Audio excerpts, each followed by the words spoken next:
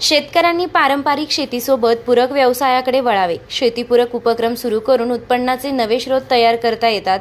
अशा उपक्रमांमुळे शेतकऱ्यांचं आर्थिक सक्षमीकरण होईल, असं मत सहकार महर्षी शंकरराव कोल्हे सहकारी साखर कारखान्याचे अध्यक्ष विवेक कोल्हे यांनी व्यक्त केलंय. कोपरगाव बेट येथील राष्ट्रसंत जनार्दन स्वामी भक्तनिवास क्रमांक 2 येथे संजीवनी उद्योग समूह आणि संजीवनी फार्मर्स फोरम यांच्या सहकार्यानं आयोजित शेतीपूरक व्यवसायातील संधी शेतकरी मेळाव्यात ते बोलत होते. कार्यक्रमाच्या अध्यक्षस्थानी माजी आमदार स्नेहलता कोल्हे या होत्या. कार्यक्रमाची सुरुवात माजी मंत्री स्वर्गीय शंकररावजी कोल्हे यांच्या प्रतिमेच्या पूजनानं झाली. प्रतिमा पूजन माजी आमदार स्नेहलताताई कोल्हे, युवा नेते विवेक भैया कोल्हे आणि मत्स्य संस्थेचे उपाध्यक्ष अंबादास पाटोळे आणि शंकरराव कोल्हे सहकारी साखर कारखान्याचे उपाध्यक्ष राजेंद्र कोळपे आणि कृषी उत्पन्न बाजार समितीचे सभापती साहेबराव रोहम यांच्या हस्ते करण्यात आलं. बँक ऑफ इंडियाचे प्रतिनिधी नितीन ढसाळ, संदीप खेमनर आणि अविनाश जाधव यांचा यावेळी सत्कार करण्यात आला. प्रारंभी Sanjivani group head new ventures Sanjeev Pawar यांनी प्रास्ताविक केले. मेळाव्याच्या शेवटी कोपरगाव औद्योगिक वसाहतीचे उपाध्यक्ष केशवराव भवर व इतर शेतकऱ्यांनी शेतीपूरक उद्योगांबाबत प्रश्न उपस्थित केले. त्याचे अभ्यासपूर्ण उत्तर विवेक भैया कोल्हे यांनी दिले. आभार बाजार समितीचे सभापती साहेबराव रोहम यांनी मांडले. निर्भीड न्यूज, योगेश डोके, कोपरगाव. संजीवजी पवार साहेबांची नेमणूक केली. जवळपास 30-35 वर्षाचा प्रदीर्घ अनुभव कृषी क्षेत्रामध्ये त्यांना आहे. वेगवेगळ्या नामांकित कंपन्यांमध्ये त्यांनी कामकाज केलेलं आहे आणि वारंवार आम्ही या ठिकाणी चर्चा करून आपल्याला काय करता येईल, कारण की ऊस हे अलीकडच्या काळात म्हणण्यापेक्षा पूर्वीपासूनच हे राजकीय पीक राहिलेलं आहे.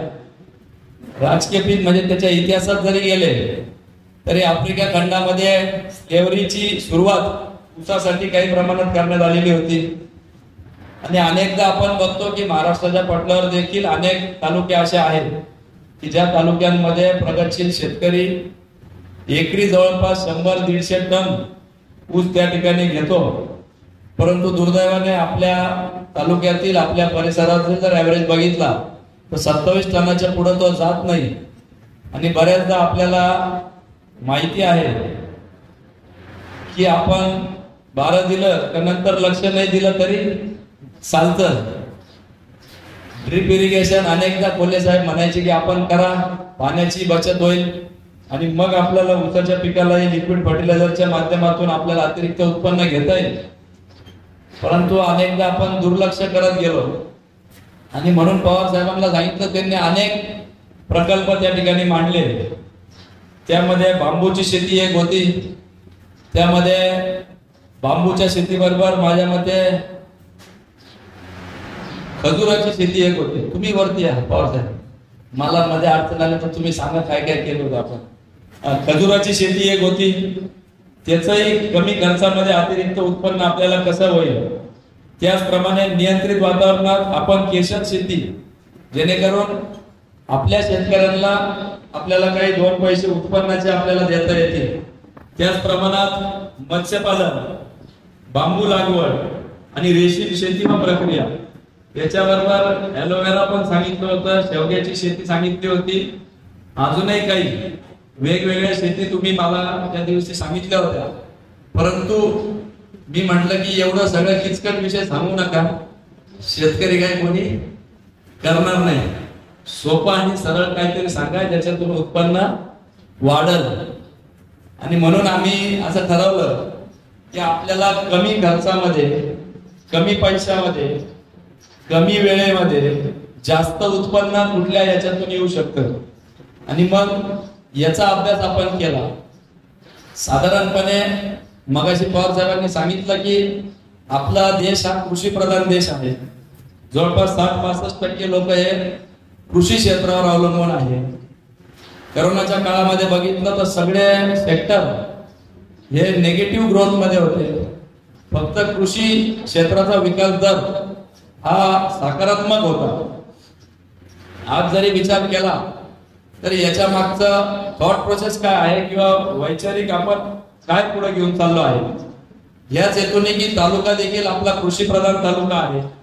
आणि म्हणून आपल्या तालुक्यामध्ये आपण जर नगर जिल्ह्याचाच जर बघितलं तर जवळपास खरेदी विक्रीच्या तुलनेमध्ये 3 नंबरला नगर जिल्ह्यामध्ये कोपरगाव तालुक्याचा येतो।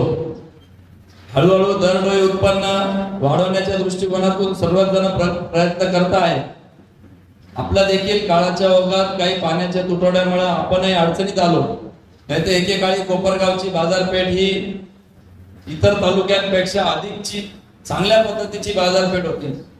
सुदैवाने समृद्धी महामार्ग गेलेला आहे। जवळपास 100 किलोमीटरच्या आत 3 एअरपोर्ट आहे, ज्या ठिकाणून एक्सपोर्ट कृषी मालाचा एक्सपोर्ट त्या ठिकाणी मोठ्या प्रमाणात होतो आहे।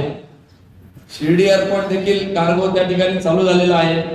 समृद्धी महामार्गामुळे 3 तासावर JNPT पोर्ट, जिथून समंत जगभरात एक्सपोर्ट ज्या ठिकाणी होतंय, आणि त्याच्याही पुढे जाऊन वाढवान बंदर ज्याला आपण म्हणतो, आदरणीय मोदी साहेबांच्या नेतृत्वामध्ये ज्याचा भूमिपूजन काही दिवसांपूर्वी झालं, जगाच्या पातळीवर, भारताचा नव्हे जगाच्या पातळीवरचा सगळ्यात मोठा बंदर त्या ठिकाणी स्थापन होत आहे, जे अगदी 3-4 तासाच्या अंतरावर आपल्याकडून आहे। अनेक उद्योजक, अनेक व्यावसायिक बाहेरून येऊन कोपरगावच्या आसपास या ठिकाणी संधी त्या ठिकाणी शोधता आहे। कारण की 100 किलोमीटरवर संभाजीनगर सारखं शहर आहे, 100-125 किलोमीटरवर नाशिक आहे, 100 किलोमीटरवर नगर आहे, आणि त्याच 100-125 किलोमीटरवर धुळे असेल, मालेगाव असेल, मनमाड असेल, अशी 4-5 हून अधिक मोठी शहरं 100 किलोमीटरच्या अंतरावर आपल्या या कोपरगाव नगरीतून आहे। आणि म्हणून याचा भौगोलिक फायदा आपल्या शेतकऱ्यांना कुठेतरी आपण करून घेतला पाहिजे। या हेतूने कुठले कृषी माल आपल्याला या ठिकाणी करता येतील याच्यावर सातत्याने आदरणीय दादांच्या नेतृत्वाखाली आम्ही विचाराधीन होतो। आणि म्हणून या सगळ्यांच्या पैकी आम्ही मत्स्यपालन याला थोडासा साधारण प्राधान्य आम्ही त्या ठिकाणी दिलं। बरोबर ना? एक मिनिट सर, हा बोला ना। काय सरांनी सांगितलं तसं मत्स्यपालन आपण सुरू केलं, त्याचबरोबर शासनाचं जे बांबू लागवड धोरण आहे ते सुद्धा अतिशय चांगल्या धोरणावर आधारित आपण बांबू लागवडीचा सुरुवात केलेली आहे। आपण कारखान्याच्या वतीने आताच कर्नाटकमधून, तामिळनाडूतून एक 1200 वेगवेगळ्या जातींचे रोप आपण आता ह्या महिन्यामध्ये आपण लागवड करणार आहोत। आपल्या परिसरामध्ये बांबू अतिशय चांगला येतो, आणि त्यासाठी जसं थोडं इंटिग्रेशन उभं राहील म्हणून 2 प्रोजेक्ट मागाशी सांगितले की ते सुरू करतो। त्याचबरोबर हे जे नियंत्रित वातावरणातील केशर शेती ही सुद्धा आपल्या भागामध्ये चांगल्या प्रकारे होऊ शकते। आज पुण्यासारख्या शहरात आहे, पण विदर्भात सुद्धा मोठ्या प्रमाणात करून, म्हणजे जॉब करून, काही IT क्षेत्रातले जॉब करून सुद्धा काही करून नियंत्रित वातावरणाची फक्त कंटेनर मध्ये होते सर। कंटेनर मध्ये घेऊन फक्त त्याचं ट्रेनिंग घेणं गरजेचं आहे, ते आपण आपल्या परिसरात त्याचं आपण निश्चितच भविष्यामध्ये करूया। स्टेज इतकी जागा फक्त त्याला लागते, एवढ्या स्टेज मध्ये लाखोचं उत्पन्न त्या ठिकाणी घेता येतं। कुठलीही त्याची जर माहिती हवी असेल तर ती आपल्याला उपलब्ध आहे, परंतु त्याला ट्रेनिंग मोठ्या प्रमाणात गरजेचे आहे। 3 दिवसाचं ट्रेनिंग असतं, ते आपल्याला पुणे आणि नागपूर 2 ठिकाणी आहे, त्याचं काय आहे। आणि रेशीम शेती ऑलरेडी आपल्या परिसरात, ब्राह्मणगाव वगैरे परिसरात आता गटाने रेशीम शेती चांगल्या पद्धतीने ही व्हायला लागली। सरांनी सांगितलं तसं शेवग्याची शेती सुद्धा आता शेवग्याला आरोग्याच्या दृष्टीने अतिशय महत्व येत आहे। शेवग्याचा नुसतं शेंगाच नाही तर आता पाल्याला सुद्धा खूप मोठे मागणी आहे, आणि ती मोरिंगा पावडर आज प्रत्येक मेडिकल दुकानात गेले तुम्ही तर मोरिंगा पावडरचं स्वतंत्र ब्रँड नव्हे, परंतु UK असेल, लंडन असेल, त्या ठिकाणी मोठ्या प्रमाणात त्याची मागणी आहे। आणि मी म्हटल्याप्रमाणे JNPT पोर्ट जवळ आहे। खऱ्या अर्थाने व्यक्तिगत एका व्यक्तीने जर ठरवलं की मी हे करायचं तर अनेक आव्हानांना सामोरे जावं लागतं। आणि म्हणून त्या ठिकाणी आपण संजीवनी फार्मर्स फोरम हे काही नवीन नाही, स्वर्गीय कोल्हे साहेबांनी त्या काळी ते स्थापन करून ठेवलेलं होतं। त्याबरोबर संजीवनी मत्स्य संस्था सुद्धा नवीन नाहीये, हे सर्व जुन्याच संस्था आहे। त्याला फक्त पुन्हा एकदा ऊर्जित अवस्थेत आणून त्यांच्या विचारांशी संलग्न होऊन आपण त्या ठिकाणी कामकाज करतो आहे। म्हणून या सगळ्यांचं सगळं येणे या संस्था घेणार आहे, आणि तुम्हाला फक्त त्यातली मलाई त्या ठिकाणी ठेवायची आहे। बाकी जे काय पूर्ण काय म्हणतो त्याला दही बनवायची प्रक्रिया आहे ती सगळी इकडे करू, मलाई आणि तूप देण्याचं काम तिकडे होईल।